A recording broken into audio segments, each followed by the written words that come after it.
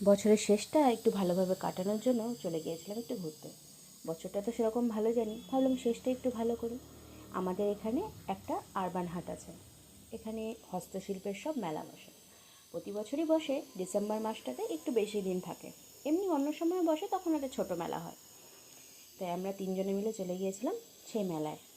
ওখানে গেলে এত ভালো লাগে, মনটা ভরে যায়। এত সুন্দর সুন্দর জিনিস, এত সুন্দর হাতের কাজ। ভগবান কী সুন্দর সৃষ্টি করেছে এদের। কাশ আমি ওদের মতন করতে পারতাম, এটাই মনে হয়। দেখেছো কত রকমের জিনিস, অনেক কিছু আছে, বাঁশের, মাটির, হাতের তৈরি গয়না। তাছাড়াও এখানে একটা বাদ্যযন্ত্র বাজছিল, সেটা হয়তো কপিরাইটের জন্য আমি সাউন্ডটা দিতে পারবো না, কিন্তু এত সুন্দর বাজছিল, মনে হচ্ছিল একদম শান্তিনিকেতনের ফিল পাচ্ছিলাম। বেশ ভালোই লাগছিল। এত সুন্দর সুন্দর হাতের কাজ, এত সুন্দর ফুল। এই ফুলগুলো আমি মাঝে মধ্যে, এই প্রতি বছর না হলেও 1-2 বছর পর পর এসে চেঞ্জ করে নিয়ে যাই। বেশ ভালো লাগে, অনেক দিন থাকে। আর এত সুন্দর করে তৈরি করা, দেখলে যেন মনটাকে খুব টানে। খুবই সুন্দর জায়গাটা। আর কিছু ভালো লাগুক চাই না লাগুক, এখানে আসলে মনটা যেন একটু হালকা হয়ে যায়। এত সুন্দর কাজ, কার না ভালো লাগবে বলো? তাই ভাবলাম ছোটো করে একটু শেষের দিনটা একটু ভালো করে এনজয় করি।